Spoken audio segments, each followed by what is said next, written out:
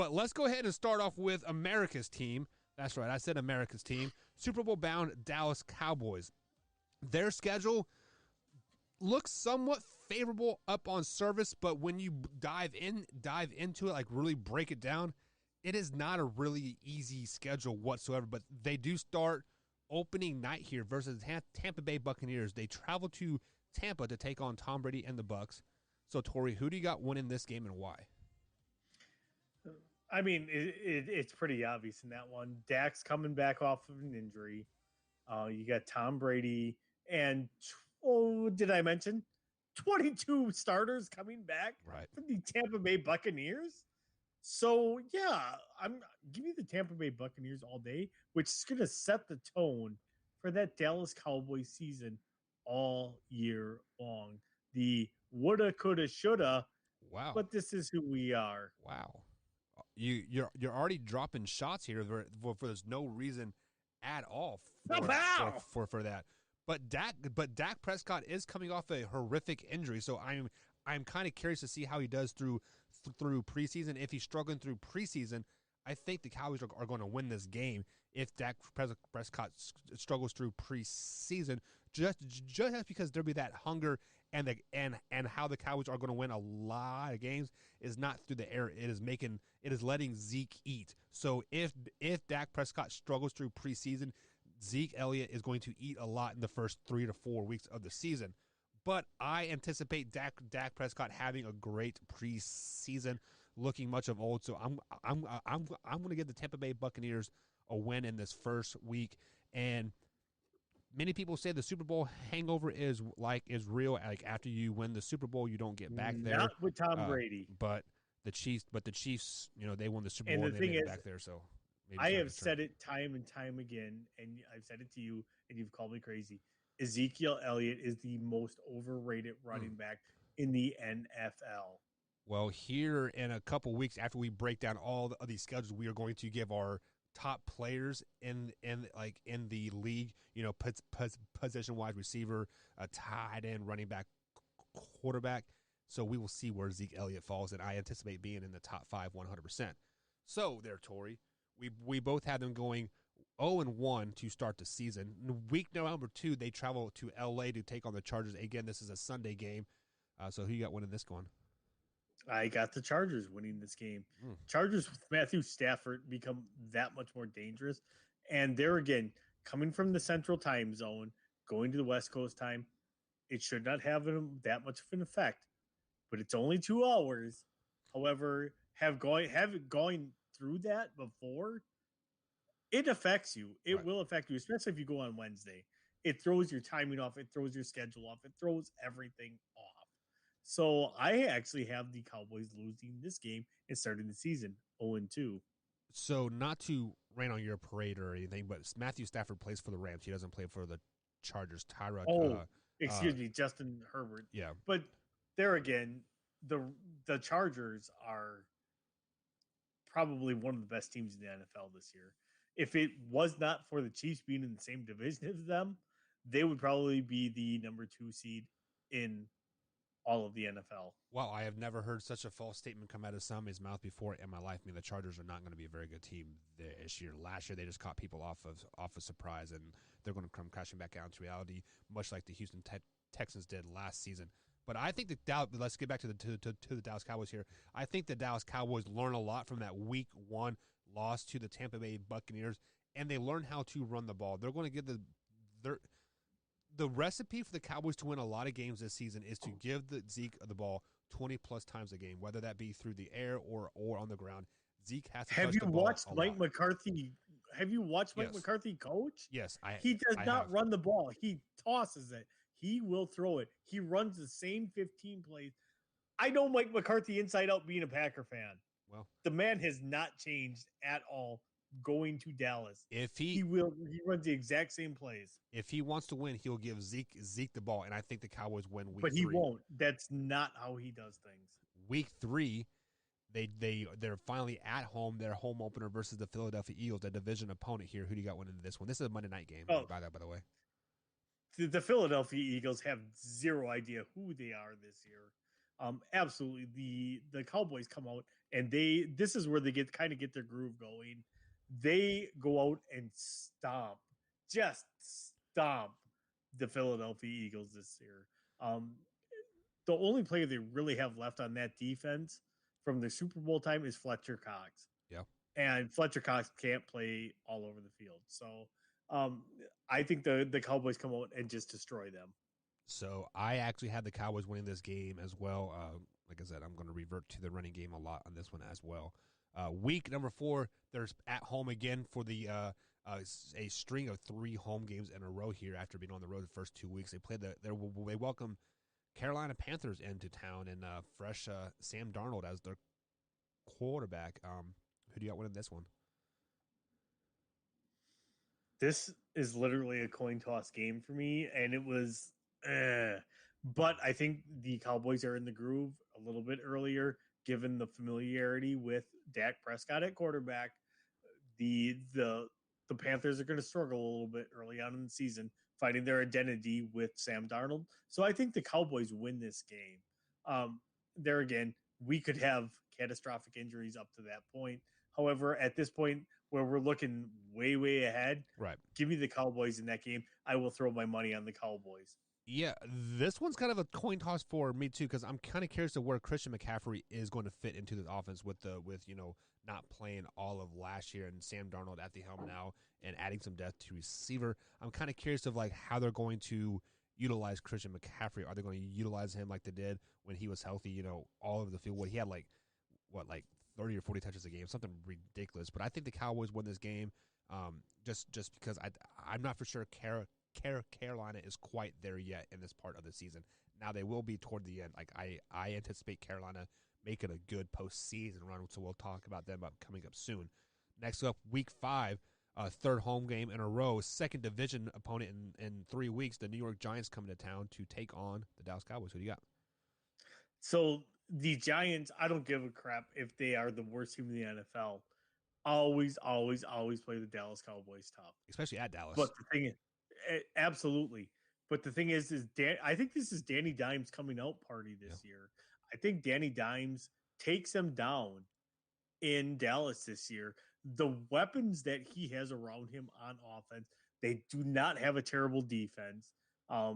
They are going to be, they are kind of my underdog dark horse pick to make the playoffs this year. Because I think Daniel Jones, as much as that pick was criticized when they made it, and I was one of them, I was like, what the hell are you doing? But I think this is the year Danny Dimes comes out and says, this is why they drafted me here. Give me the Giants in that game. Yeah, I think, I never wish anybody injury by any means. Like that is the worst thing that anybody can do is wish somebody injury. Sorry about that. But the Saquon Barkley injury was a blessing in disguise for the New York Giants last season. They learned how to win some games without Saquon in there. Danny Dimes got to evolve as a quarterback without a solid running game behind them. So I think this is not only Daniel Jones' coming out party, this is the New York Giants coming out party. It would not surprise me if they run the table in the NFC East this season and make a deep playoff run. So give me the New York Football Giants versus Dallas in this Week 5 matchup. Week number 6, the Cowboys go on the road to Foxborough to take on the Patriots. Who do you got in this one? I actually have the Patriots in this one, just because the Patriots are so tough. Yeah. I don't care who's at quarterback. They are tough to play at home. They are bringing back 7 starters off of a defense that did not play at all last year. They have 7 guys that are going to be 110% healthy. So give me the New England Patriots with a dominating defense. It's going to be a low-scoring affair in that game, but give me the New England Patriots in that game. Yeah, for some reason, I have this game circled on the Cowboys' schedule. Not because of what the Patriots were last year, but what the Patriots used to be. They got a new regime in there. They got Mac Jones at quarterback for the New England Patriots. Does he start by Cam Newton will still be starting? Yeah, but actually, Week 6 is I think is kind of that tipping point here, because when Tom Brady came in. It was like week 9 or week 10. So, I mean, But that's granted, because Drew Bledsoe got hurt. right? Granted, it was because of injury and Drew Bledsoe was playing out of his mind. But Cam Newton last year, first 3 weeks of the season, MVP form, playing great, and then he tapered off after after that. So if Cam Newton starts to taper off, Mac Jones will probably be playing by week 6. But I'm taking the Patriots as well, not because of the offense, because of that defense. Like all the starters are back on defense besides Patrick Chung, obviously because he retired. So we will see how that goes. But I got the Patriots winning that game, and so I had the Cowboys going 3-3 into the bye week for week number 7, and then week number 8. Both the Vikings and the Cowboys are coming off bye week, so there's no advantage one way or the other. But the Cowboys are going to Minneapolis to take on the Vikings. Who do you got? I get the Vikings in that one. Wow. Kirk Cousins coming off of bye is actually a really good quarterback. So give me Kirk Cousins at home against the Cowboys. There's still a ton of weapons in Minnesota. Minnesota is one of the slept-on teams, and this is coming from a Packer fan. They are still one of the slept-on teams that are very, very, very good when Kirk Cousins is on. If Kirk Cousins is off, it's a completely different story. The problem with them is, and even last year, was their defense. If their defense can stop somebody, they are going to be right there. And at home, they're going to turn it up a notch. Coming off of bye, chances are if they had injuries, they will come back and they will play that game. So give me the Minnesota Vikings at home against Dallas Cowboys. Tori, do you know how many primetime wins Kirk Cousins has in his career? He is 1-8. Yeah. This is a primetime game. This is a Sunday night game, the Cowboys versus the Vikings. This is an NBC 8 o'clock game here on the East Coast. For that fact right there, since it's an 8 o'clock game, primetime TV, give me the Dallas Cowboys every game, 9 times out of 10. Kirk Cousins, for some reason, cannot perform underneath pressure in those, quote, primetime games. Yes, primetime games are usually the best games, like versus like the best teams or like whatever, right? So I guess she has some type of fallback on that. But I'm taking the Cowboys on this one, and I think they win it pretty handily, probably 35-14, type of score. This is the week that we see Dak Prescott, former self. What we saw the first 3 weeks of 2020 season, the 400-500 yard games with 6 touchdowns each game. That is a Dak Prescott we're going to see this game. Moving on to week 9. But did you cut your hair too close? Because I think you have brain damage from that one. No, that is not going to happen. So you said yourself, Kirk Cousins is 1-8 in primetime games. 16% winning percentage. Okay. I think he beats the Dallas Cowboys though, because you know who the Minnesota Vikings have seen plenty of times, Mike McCarthy. Okay. But they have not seen a Zach and or Dak and Zeke playing well. But week Zeke is trash. So is Aaron Rodgers. With that being said, week number 9, we had the Denver Broncos traveling to Dallas to take on the Cowboys. Who do you got? Give me the Cowboys in that one. Again, the quarterback situation is completely unsettled. It's basically been mixed signals. It's like a really bad relationship in Denver. Drew Lock is like, I'm the guy, but Denver really never wants to commit to him. So they trade for Teddy Bridgewater and be like, no, we love you, but and now Teddy Bridgewater's there. So that is kind of the situation in Denver. You don't know who the heck the starting quarterback is going to be when it comes to Denver. Could it be Drew Lock? Could it be Teddy Bridgewater? We don't know. If it's Drew Lock, give me the Cowboys. If it's Teddy Bridgewater, flip a coin. But at this point, I give me the Cowboys because of Dak and the weapons that they have on that offense. As the roster is currently constructed, I am taking the Dallas Cowboys in this game versus the Denver Broncos. But if the Denver Broncos get Aaron Rodgers, they will probably be 14-14 and 3 next season. So as the roster currently is construction, I'm taking the Dallas Cowboys. But if they get Aaron Rodgers, I'm taking Aaron Rodgers and the Broncos in this game, 100%. So I have them 5-3 right now going into week 10. Tori, what do you have them at? I'm just looking at the overall rankings. I think I have them at like 2 and we're at week 6. we're week 10. Catch up there, big guy. Week 10. So I think I have them at 4 and 6. Okay. So week 10, the Cowboys are back at home playing the Atlanta Falcons. Who you got? I got the Falcons.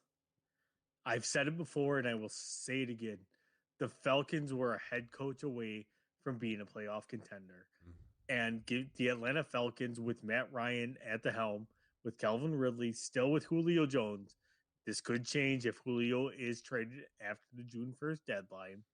However, with the roster currently constructed the way it is, with Julio, with Calvin Ridley, with Kyle Pitts, with Mike Davis as the running back, this isn't a team that people are sleeping on. Give me the Atlanta Falcons.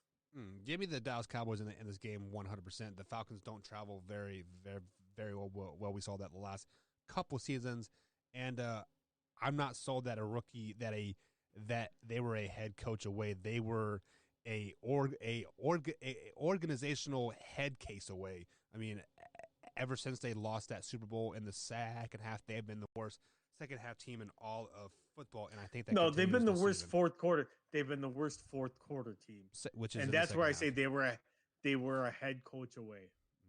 But only time will tell. But I am taking the Cowboys in this game, and then week 11, the Dallas Cowboys travel to Arrowhead Stadium to take on my Kansas City Chiefs. So I actually do have two teams. I am a passive Cowboys fan and a Chiefs fan. So, Tori, who do you got in this one in week 11? Give me the Chiefs every day of the week on this one. As long as Patrick Mahomes is healthy and playing quarterback, give me the Chiefs all day long on this one. That defense is a young defense in Dallas.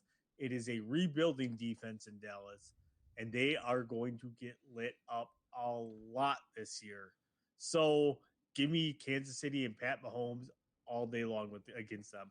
Yeah, Kansas City Chiefs at home in November. Give me that Arrowhead pride. Give me the Kansas City Chiefs in this one every time. The Kansas City Chiefs don't lose in Arrowhead in the months of November and December. For whatever reason, the crowd is rocking. The team is clicking when they're at home, and the Chiefs are just a damn good team. Let's just face it, they are a damn good team. So I actually have the Chiefs winning this game, putting the Cowboys at 6-4 going into Week 12, where they welcome the Las Vegas Raiders into town. Not the nightclub Las Vegas Raiders, but the team Las Vegas Raiders. Tori, who do you got? Give me the Raiders. I think the Raiders are one of those teams that are going to start out slow again this year and will come on as the year goes on. They have a actually really solid roster up and down. I don't think they're going to figure out who they are till about week 5 or 6. But give me the Las Vegas Raiders to beat the Dallas Cowboys. So this is the Thanksgiving game. This is the afternoon Thanksgiving game, the 4:30 game here on the East Coast. And as of late, the Cowboys have just not playing very good on Thanksgiving. And I got to know if it's the pressure to win, if it's just the fact that they have like 3 days off to prepare, because that Chiefs game is the 4:25 game on Sunday, and then they play the 4 o'clock game the 3 days after that. So, Tori, I think I got to go with you on this one. I've got to go with the Las Vegas Raiders. Usually on Thursday games, I don't pick the road team because the science behind everything tells me that the road team historically loses. But I think the Raiders this year, they make the playoffs. Like, I think they're a sneaky good team, and they're going to make some noise. Moving us into Week 13, the Cowboys travel to the Big Easy to take on the Saints. Who do you Give me the Cowboys. Give me the Cowboys all day long. Because Really? if Jameis Winston is still at quarterback at that point, the Cowboys are going to get just run out of town. Jameis Winston is not a good quarterback, and will make that Dallas defense look like they have 10 All-Pros on defense. But the last time Jameis Winston started, he threw 30 touchdowns with 30 interceptions. He could throw 6 in that game. Yeah, so this is a Thursday night game, and everything that I just said, normally I don't pick the road team on Thursday games in general, but the Cowboys, they played last Thursday, so this in theory is a full week off. So give me the Dallas Cowboys here on this Thursday night game versus the Saints. I just think that I think this last part of the season, the Cowboys click and make a good run here. So then we have the next game up. The Cowboys travel to DC to take on the football team. Who do you got? Give me the football team. That defense is just ungodly in Washington. I think we're looking at maybe a top 10 defense of all time when it comes to the Washington football team here as they develop, as they gel. They are a young defense. They were excellent last year. They granted the NFC East was terrible from top to bottom last year.